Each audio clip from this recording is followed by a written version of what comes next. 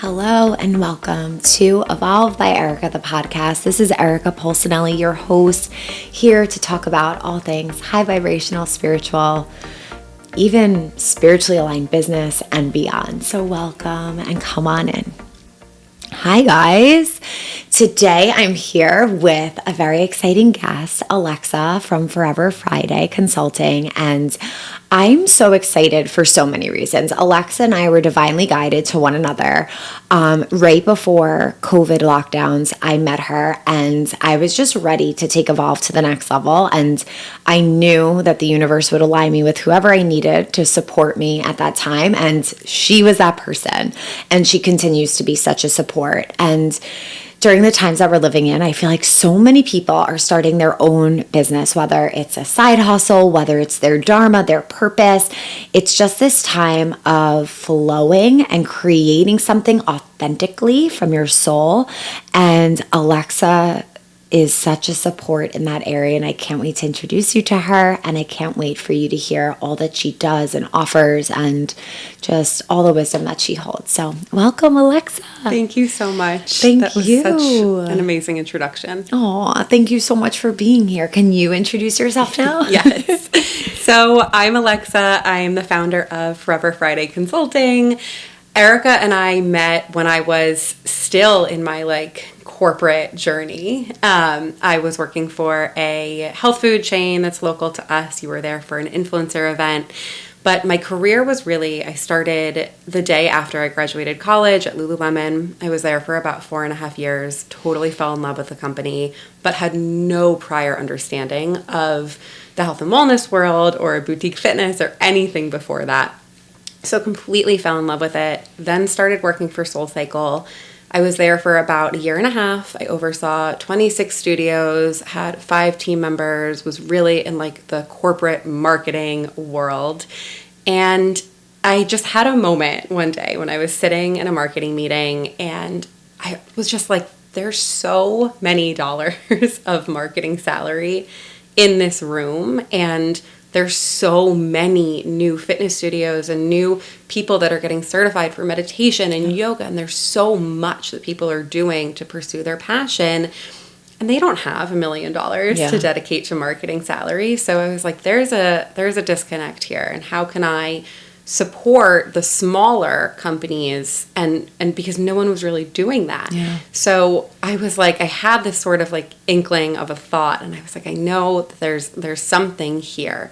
And then I took another job after SoulCycle. It ended up not being the right fit, and I just had a moment where I was just like, I don't want to keep working for these people with very, very deep pockets that, can make anything happen, but at a very high cost. I was like, there's so many people out there that really need some marketing help, but they just don't know what to do, or they're too busy, right? If you are a local studio owner, you're doing, if you're doing everything yourself, you have a lot on your mind. You don't really have time to think about what your marketing strategy even looks like or where to turn for that. And it can feel very overwhelming. So I created my company to work with more people at once to sort of just help provide some strategy to allow you to live out, what those desires are that you have, and to really make that a reality. Yeah. And I love the name of your business and why you chose it. Can you share? Yes. So growing up, Fridays, in high school, I never went to class on Friday. Fridays to me felt like such a sacred day. It was my day. I didn't want it to belong to anyone else. I wanted it to be my day. And when I was working in corporate, on Friday afternoon one day, I was just like, oh, wow, okay, now I finally feel like my life can start. I finally feel excited about it. And I was like, I want this feeling forever. This is what I want. And so, therefore, Forever Friday. I love it. Because I think that's the goal. I just did a podcast on, when this airs, it's going to be a long time ago, but one that just released this past week was measuring success. And I think a way to measure success is I love what I do, and the weekends still feel good because I get a little more time just to chill and not be on. Mm-hmm. But for the most part, every day of our life should feel like the best day of our life. Yes. And it does when we're doing what we love and something that's aligned to our purpose. And usually, I think if it has to do with like helping people grow in whatever way that looks, whether it's me with personal development and helping people remove blocks in their life and heal their trauma, or you, I mean, we met for 45 minutes in a shop, in a coffee shop. My life was changed. My mind was blown. Like I can't even express how much you've helped me.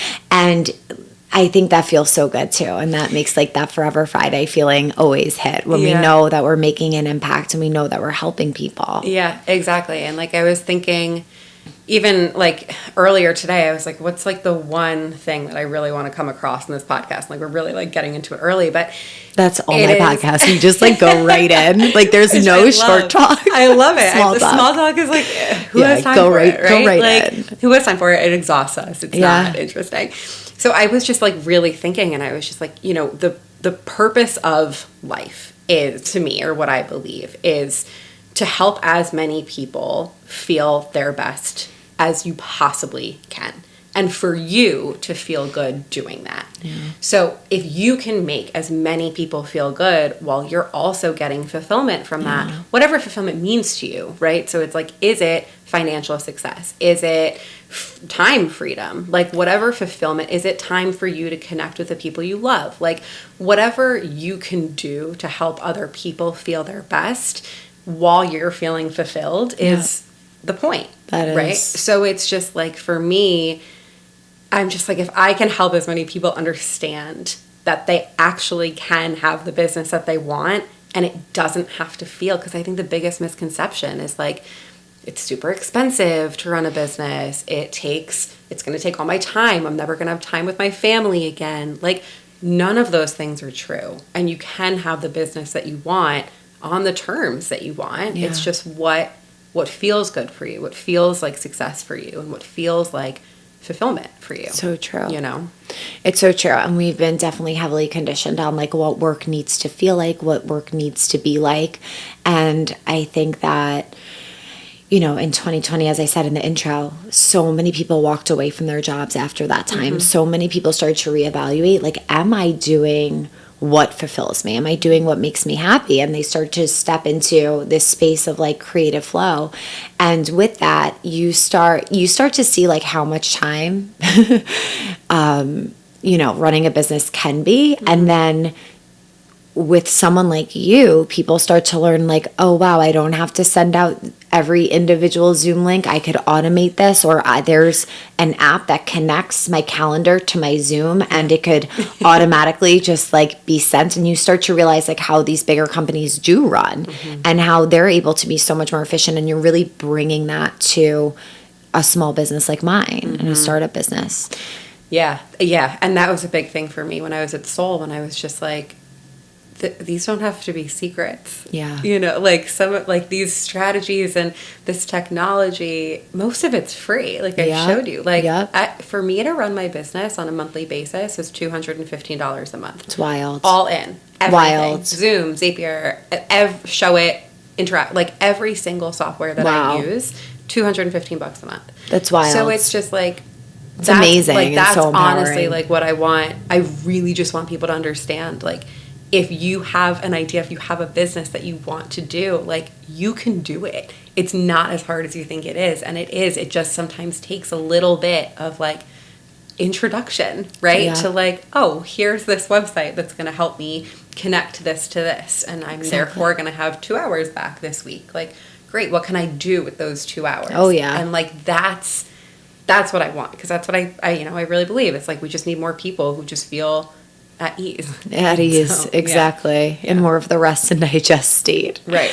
Tell us a little bit about like what your days look like. What I know you shift like every other week, but like what does it look like when you meet clients? What are your offerings? What are the things that you do? Yeah. So on my client weeks, I work with about 4 or 5 clients a day in one-on-one sessions. So we do everything from copywriting, email creation, systems, you know, everything really that fits under that umbrella, or we'll really work through what your marketing funnel looks like. And that's, I think, if there's a lot of small business owners or people who have, you know, an idea, right? It's like all your marketing boils down to what your funnel is. So your top of funnel is how are people finding out about you?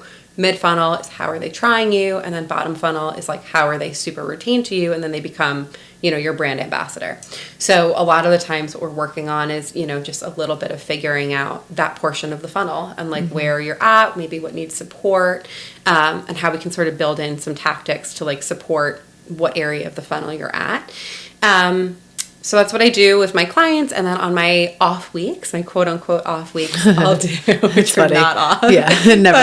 I'll be like, oh my gosh, my morning is so open. And then all of a sudden it's like, you didn't do this, you didn't do this. I'm like, oh my God, there goes my day. Yeah. Or then I'll get like, all of a sudden it'll be like, oh, this person is a meeting and this person scheduled this. And I'm like, oh, right. Okay. But yeah, so in my off weeks, I'll do podcasting, coming here, you know, doing some, whatever it looks like for me. I do a lot of like coffee shop work during those days of creating emails for me, just double checking if I like what all of my automated emails look like, if I feel like it still aligns with my company. I have a membership, so I'll check in on a lot of my members and just say like, hey, how are you doing? What do you do in the membership? What do you offer there? So the membership is $50 a month, and it is one monthly webinar for marketing. So for example, for this month, for June, we're talking about website journey and what your client sees when they go through your website and how you can sort of edit that to go along and coincide with like what they're looking for, right? So I have a guest coming on. Her name is Christy. She's phenomenal. She's a graphic designer. She's going to come on and present to members about what your website should look like and some SEO tips for visibility to get people to really see you and get your message out there. And then a week later, we have a Q&A call that I lead where we just sort of say like, okay, how's everybody using that content? That's great. I think accountability is like a huge Definitely. part of marketing because it feels overwhelming. It's going to, unless you have the right support system. Right. So the members have really become each other's support system, which is amazing. So good. But I'll lead that call and we'll just, you know, if anyone was like, you know, I didn't really understand, or you know, for SEO, like, what should I use as my keywords, right? You know, like something like that is a question a lot of people have. And, you know, so then we'll say on the call, like, okay, great. You know, what would people Google about your business? Do you have keywords on your website that match what people are going to Google to find you? So we just workshop a lot of stuff in there, and then we'll have some throw in office hours. We'll do like a Zapier tutorial or an Acuity tutorial or anything like that, whatever anybody is needing help on. Which goes back to like the intuitive thing. Yeah. I definitely think when you're an entrepreneur and you're working for yourself, accountability is so huge. Like sometimes I'll just text a friend and be like, okay, I'm going to start waking up at 4:30 this week. And like, I just need to like tell her and be like, I have to do that. Okay. And she'll be like, all right, I'll join you. I'll be meditating at that time too. And accountability, whether it's for our business, whether it's for our meditation practice, it's just so important to have that community and those people that you could go to help you access your best and highest self. It's so true. And a lot of the time, like, I'll just pop in on a random day in the group and just say like, okay, what is, if I could grant one wish for everybody this week, like what would it be?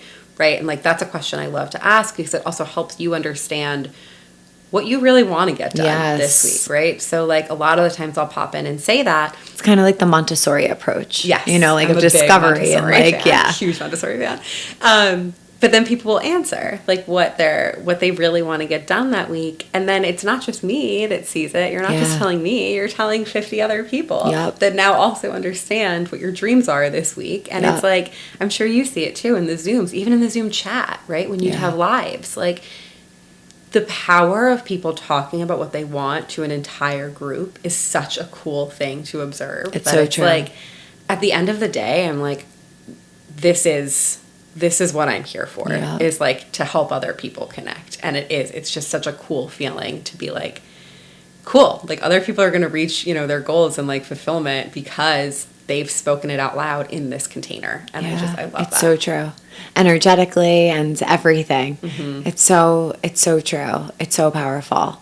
And I love encouraging people to share like their dreams, their hopes, their intentions with the community or with someone because it's kind of like when we chant mantra in our mind and then we chant it out loud. Like we know that our thoughts are so powerful, but then when we like really project that out, we feel how powerful that vibration is, and that lives on and travels on, because now it's sound, it's of creation, and it really is a powerful way to get our wheels in motion and have the universe like catch up with us and show us what we want. Yeah, definitely. A lot of my business is like, universe, I don't know what to do here. Please answer my question by sending me a solution. And then it happens. Yeah. It does. And you're part of that. You were sent. You appeared. It's so true. So you worked for like really big brands that I love. Yeah, like me too. Lululemon, love them. Soul Cycle was where like my spirituality began, I would say, or like at least like reignited. I went through, a lot of people that listen to podcasts know that Vinny and I went through like really, really challenging times in the beginning of our relationship.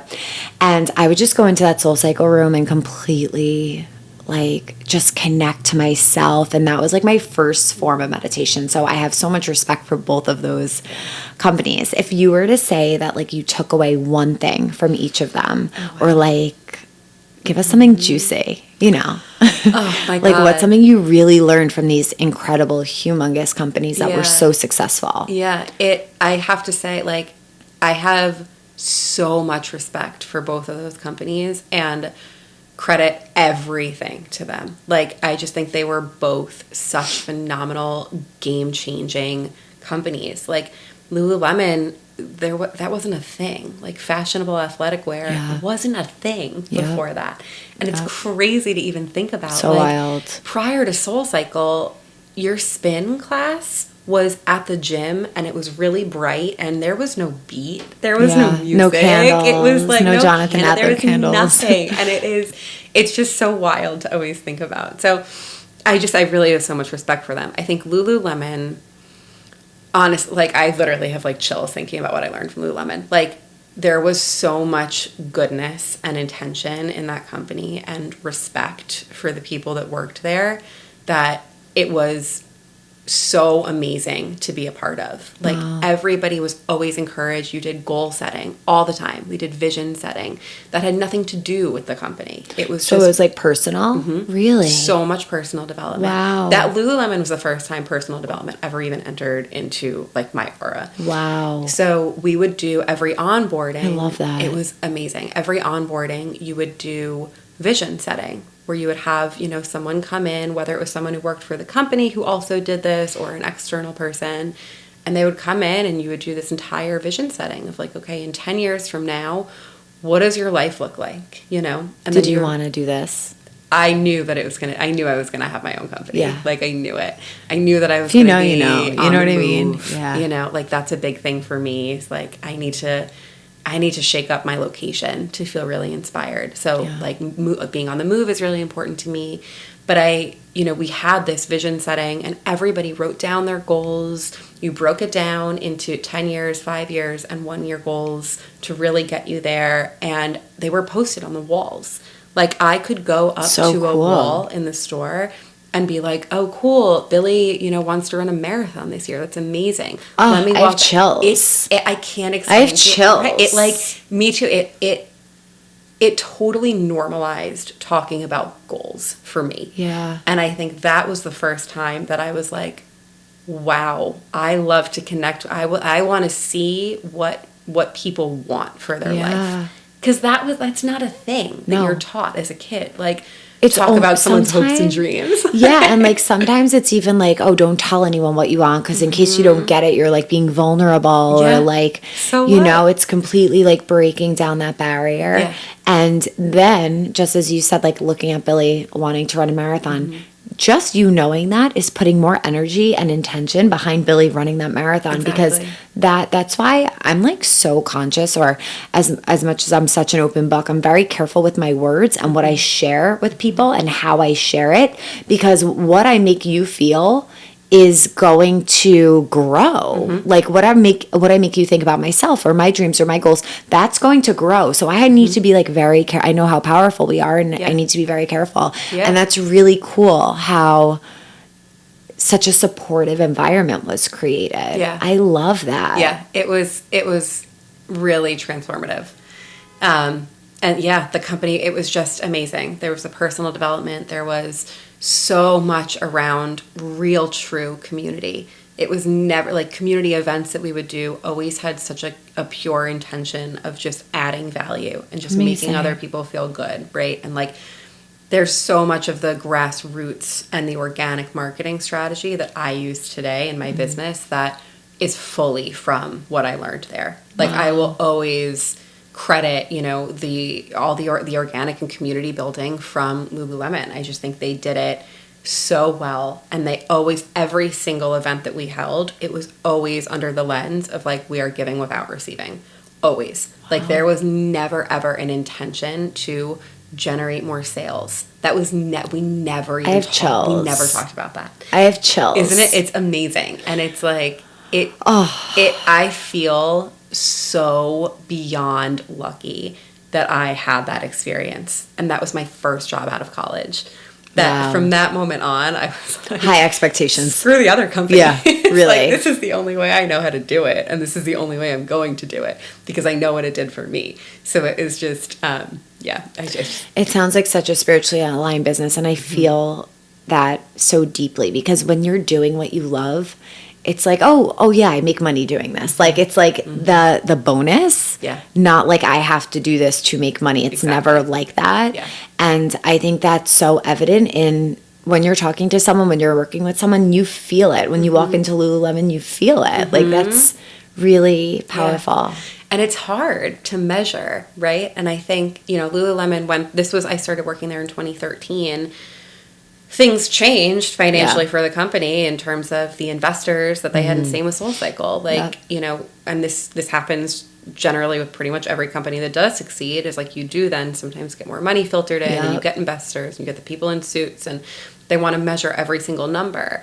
And something that was always really interesting to me was that the earnings for Lululemon, even just last week, I saw a headline of Lululemon exceeds Q1 reportings, like investors unsure why.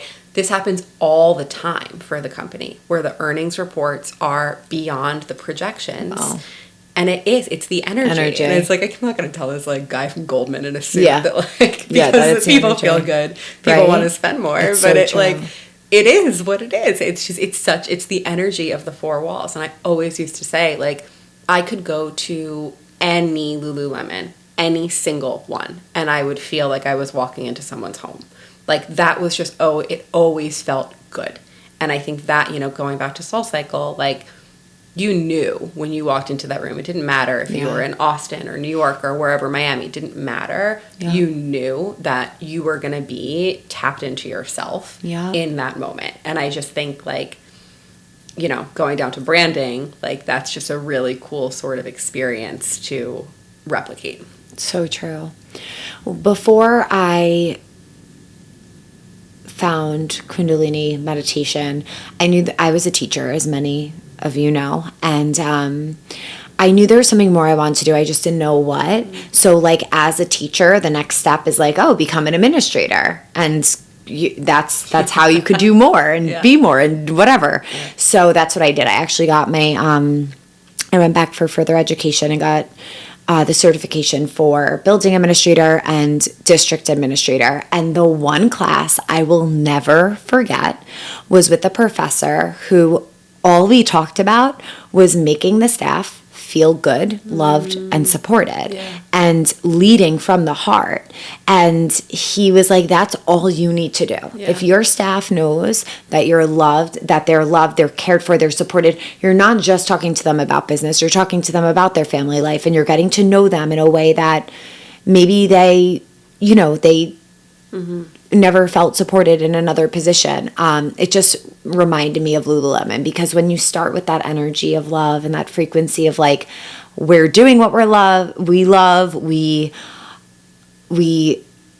what we love, we are working from this place of love, you feel that, and then the dollars and cents, it's just a different frequency. Yeah. You know? Yeah. Like, and it's like anything aligns. Yeah. And it really is like, it's the ripple effect. Yeah. And I think that is just the most important lesson, is that like your energy is contagious. Yeah. And if you go to the coffee shop and you're rude to someone, they're going to be rude to someone else. Yeah. And it's going to be because of you. Yeah, right. And so it's true. like, if you go to the coffee shop and you're like, you're complimenting someone or whatever, and you're making them feel better, they're going to carry that around to someone else. And it's just like, it sounds so hippie, but it's like, isn't that just all we need? All we need. Like, that's all we need is just for other people to feel empowered and happy and confident. And it is just something that, like, yeah, I just think, we just need to think about. So true.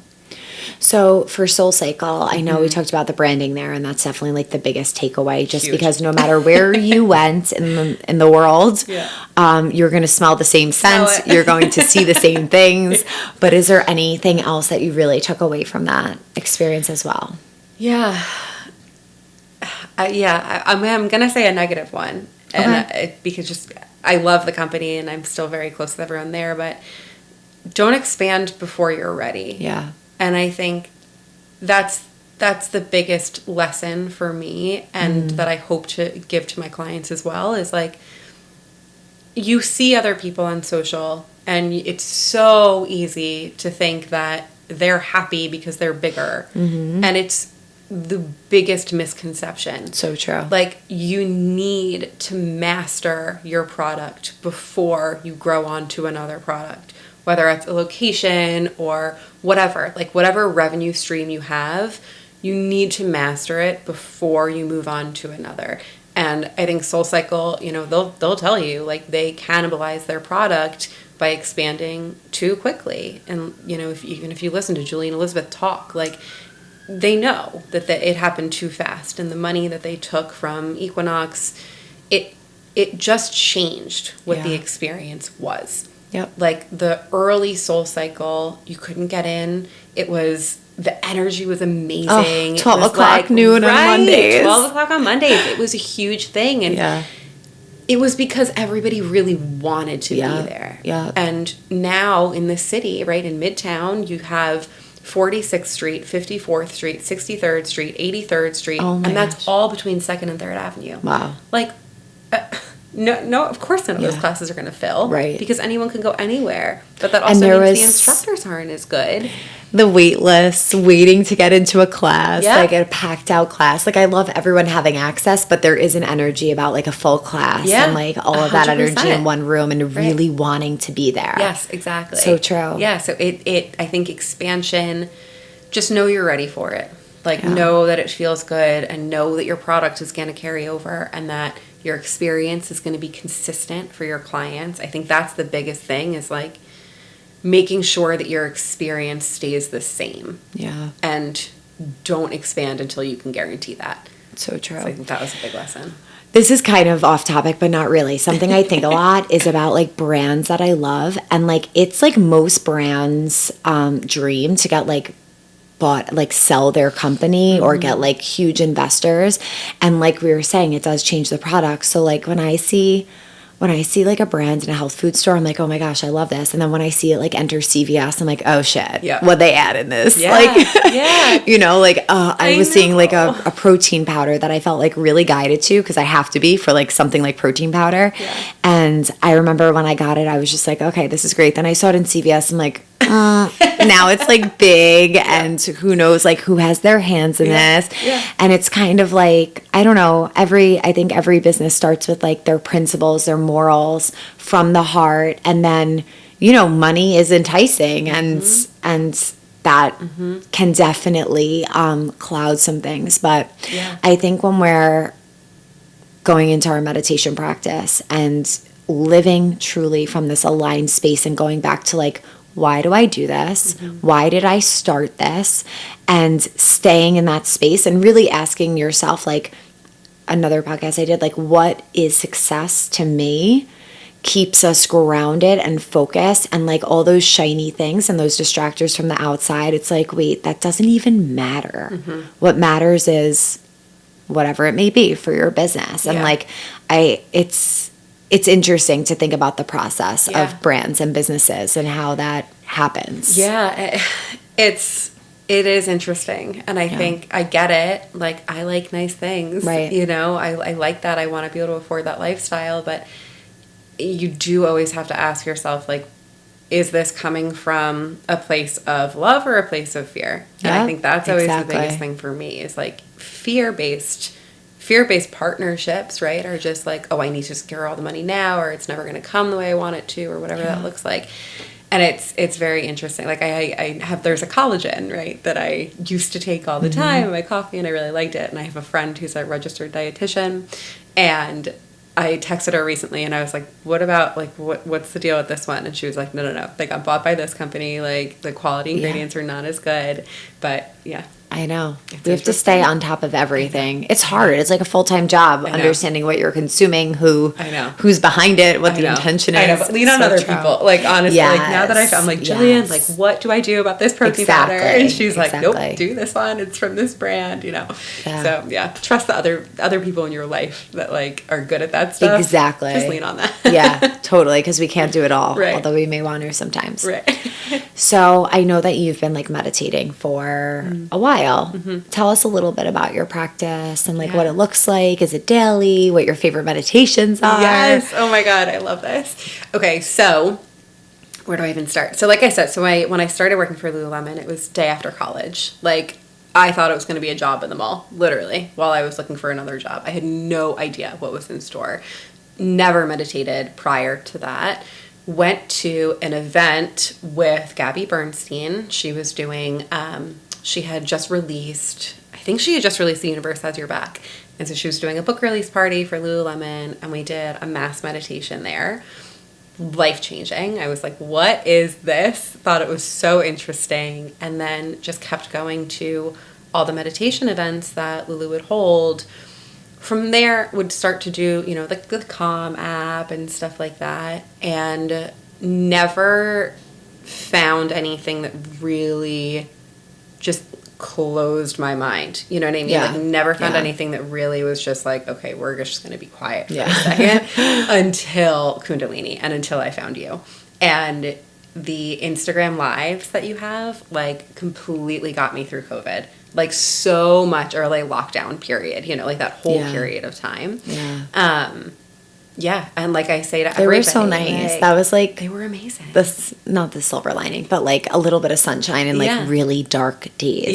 And it was for me as well. Like, I was like, I gotta show up, and we're gonna be okay, people. Yeah, but your energy was phenomenal. And it was like something about, like I said to my best friend the other day, like something about always having something next in Kundalini that you're thinking about, like in breath work. It just totally closes things down. Totally. And I read this, I'm curious actually about your thoughts on this. I read recently, I think it was Sahara Rose was saying something about how women are actually, like, meditation for us is very different than meditation for men. And that's why, like, movement and music is so much more of like the feminine aspect, I think, of meditation than just like sitting quiet. Gotcha. And like sitting quiet meditation is better for men. I don't know. I was like, that's a very interesting sort of take, and it makes sense. Yeah. Because I didn't feel like that was like okay. Like, I would do a class at Mindful, and it was like 30 minutes of just sitting, no music. Really? And I was like, this is my mind just like,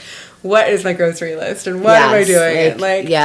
But I think having something to focus on with Kundalini, that's what I love too. It makes me, it just is like totally game changing. It's a place to put our energy and then access our energy and harness it. Totally. It's so interesting because I was never guided to a lot of different types of meditations. The first time I ever went to a in-person meditation class was literally for teacher training. Wow. Because, like, you know, we're growing up in the digital age. Like, I had access to Kundalini in my bedroom. Like, I didn't need to go anywhere. Yeah. And that's kind of why, you know, Evolve is where it is, because I want it to be accessible in that way. Whereas if you were to go, you would have to prepare. You'd have to drive to a place that's probably like an hour away from you, because there's not a lot of options for Kundalini. And, you know, make sure that you're wearing the respectful clothing and garments and just a completely different experience. I'm so glad that you connect. Yeah. Do you have like a favorite meditation? Or like type? Like, are you like a breath of fire type of girl, or do you like more of like the mouth breathing? I love the mouth breathing. I really love the meditation, the intuition meditation that you've been doing lately. Love that one too. I love that one. Yeah. And I think like that intuition is something I've always struggled with, weirdly, where I'm always just like, what exactly is my intuition? Yes. Because I think it's hard to decipher intuition and fear. Definitely. Especially if you have like anxious thoughts. I think this is the question I get most on a Q&A. All the time. And like for a podcast recording, Right. I did one on that, but everyone wants to talk more about it. So because it's just a personal. Yeah. It's like it sucks to say, but like you can't actually answer that for anyone. Yeah. They need to answer it for themselves. It's like, what does fear feel like for me, and what does intuition feel like for me? Yeah. And I think, the intuition meditation has really just helped me be like, it's just what feels good and what feels like I've already known it. Yes. And I think that's where I'm always like, okay, like fear is not something I've necessarily already known. It's something I'm scared of, but it's not something that I know. Yeah. Whereas intuition is like, I was going to have my own company. Like I know, like there are these things that I know that I just know. Yeah. And like, it's just there already. Do you feel like having a consistent practice has changed like how you approach clients or how you work? Totally. 100%. Yeah. I think the most important thing that I've been able to take into my business is allowing other people to really feel what projects they want to take on.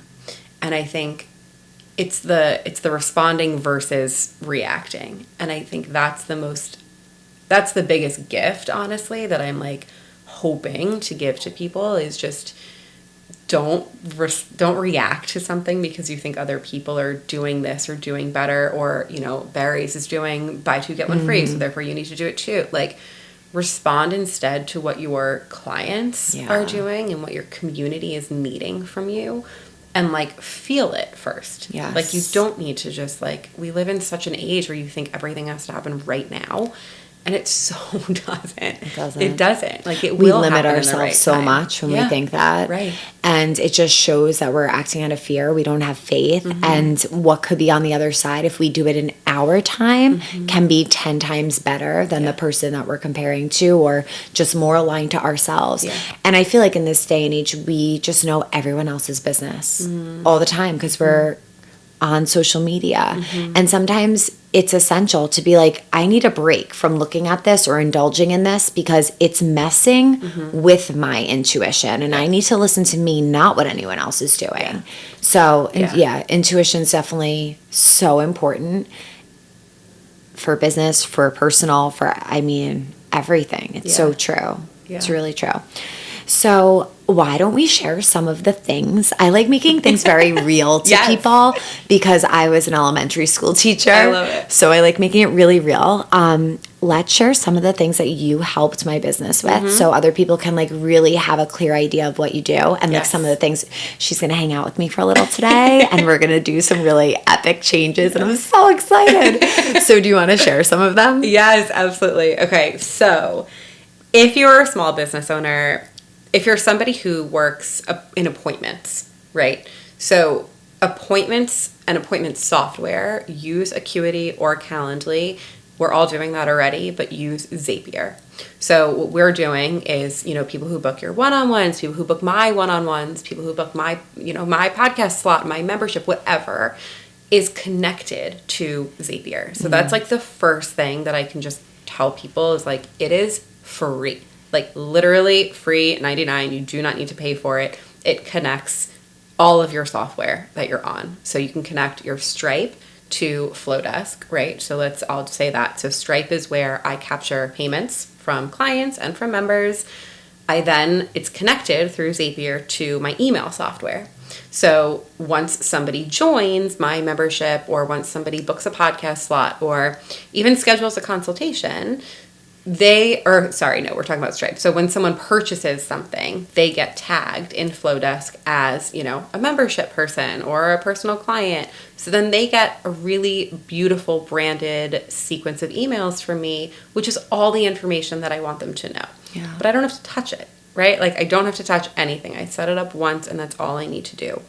You can do the same exact thing for your appointments. So if somebody books a one-on-one session with you in Calendly, and I'm trying to think what other people use. Zen Planner is on it. Like whatever business you have, however people are booking time with you, you can connect it to Flowdesk. You can connect it to MailChimp, whatever email platform you're on. just have it, look a little bit better, look a little bit more professional. Yeah. So that's, I think, the biggest one is number one. That's what we're doing. Use Zapier. We're going to use a lot of Zapier. We're going to do a lot of Flowdesk stuff too, because I think... Can't wait. Yeah, your email marketing, like, you shouldn't have to be spending time in your email platform. Yeah. Like, I literally actually don't ever look at my email platform because everything is set up already. Wow. Like, I don't, unless I want to send out an email to everyone, if I'm talking about, I don't know, if I want to talk to them about pricing strategy or like whatever came, like intuitively, like creating content like we were talking about. But otherwise, everything is totally set up. You also want to make sure that you have a lead magnet. So I think this is one that's really important. So if you are let's say you're a life coach, right? And let's say you live in Long Beach and you only want to attract people who live in Long Beach, but you have no people on your email list, right? And you have like, let's say you have 500 followers on social media, but they're not clients yet, right? If you're trying to attract a specific type of client, if that's the one that feels aligned for you, you want to figure out what sort of valuable content you can give them that they can get to know you a little bit better and get to know your process a little bit better. So I would say make sure that you have a lead magnet set up so that if you are a life coach in Long Beach, maybe you do a free event. Like maybe you're going to do a free event on the beach. For if people want access, they have to sign up, through this form. And then they get an email from you that's like, okay, great, you're in. I'm so excited to see you. And then maybe, the next week you send them one of like, hey, I hope you loved it. This is actually what my offering is. Like, if you're excited about it, if you feel called to it, like just hit reply. But that's automatic. Like you've had that stuff set up already. So I think Zapier, making sure you have your lead magnet set up is super important. Yeah. I love it. I'm trying to think of like the other like software systems, but yeah. Yeah, that was our big focus. Yeah. And the time that we're saving now is pretty wild. Good. It's incredible. Good. So I'm so grateful for this conversation on so many levels. I feel like we hit so much. Where can everyone find you if they want to work with you or reach out to you? Yeah. You have so many outlets. There's so many stuff, so much stuff. Foreverfriday.co on Instagram. The Friday Society podcast, which you've been on, It's a lot more business focused. So, if there's stuff people are like curious about SEO or I need to start tuning in more. Yeah, there's just a lot of tangible, actual business tips. It's amazing. There. So definitely, I'm a big fan of like free content. Like I trust. You just share so much. I trust like you share a lot from your heart. Thank you, and I think it's important because that's how I connect with people, and like I trust that the right people will pay for the right things whenever they need to. I'm not worried about it because you're not in a fear mentality. I'm or not lack worried mindset. about it, and I also I understand what it's like when you're first getting started. Like I get it, so it's like if whatever I can help you with, that's what I want to do. So if you have an inkling of an idea, I would say Instagram is definitely the great first place to start. There's a lot of content there. Yeah. Now you're on TikTok too. Yeah. Yeah. Doing it all. Me too. I create videos in TikTok because I like the font better. So then I'll save it to my phone. No, it's smart to be there. And then I got 136,000 views from that SoulCycle video. My gosh, and I was like, amazing. But like none of my TikToks are about my brand really at all. I only have like a few on there. And so I was like, oh shoot. That was your sign to start being on TikTok.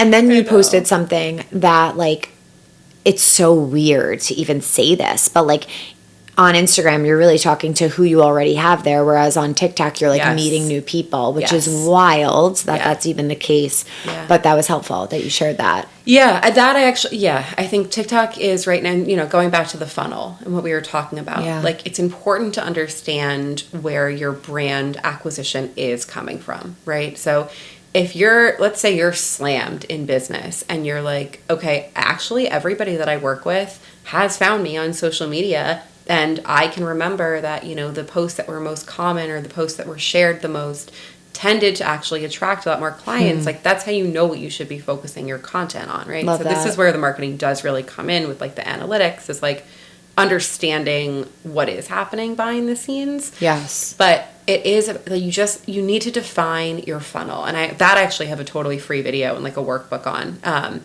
So I can, after we publish the episode or something, I'll just like comment the link. But perfect. It is, you want to understand how people are finding you. So I think TikTok is where people find you, and Instagram is where they feel connected to you. Email is where they're going to buy from you.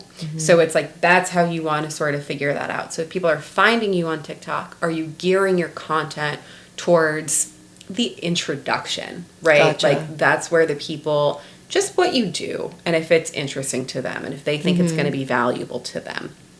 Instagram is, these people know you a little bit better. Yeah. Like you can get a little more in depth with who you're talking to. You can share a little bit more. You feel a little more connected to them. At least I do. I think other people do too. Definitely. And then that's where you do want to say like, okay, great. That's where you share your lead magnet. Yeah. Like if you guys want to learn more about this, or if you want to find the perfect meditation for you, like take my quiz. Here's the link, right? And now they're in your email list. And now they're like, okay, great. Here's a link for the membership for half off this month. I'm going to share that. Like, I want to click on that. I'm going to buy that. And that's what it is. It's like, it takes half effort and half automation to just like have that sort of flow. I love it. What that looks like. It's amazing. Half automation, half flow. I love it. Yes. Oh my goodness. Well, if anyone's interested in reaching out to Alexa, she has been a lifesaver, and I hope that this episode was really beneficial to you and insightful. It's so important to find those people that you can trust and like let in and allow them to assist you. And she's definitely one of those people to me. So I was so happy to have her here today. So thank you, Alexa. Thank you so much. I love this. Thank you. Me too. And you guys can check out her podcast and the episode that we recorded maybe a year and a half ago at this point. I think you're episode 27.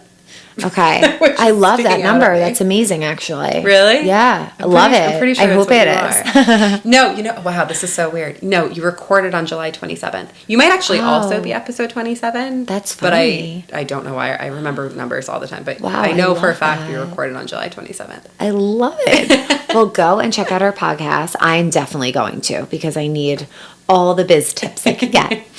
And check her out on Instagram, TikTok, wherever. And feel free to reach out to her if you have questions or want to have her assist you. Yeah, even if it's just a DM, happy to answer.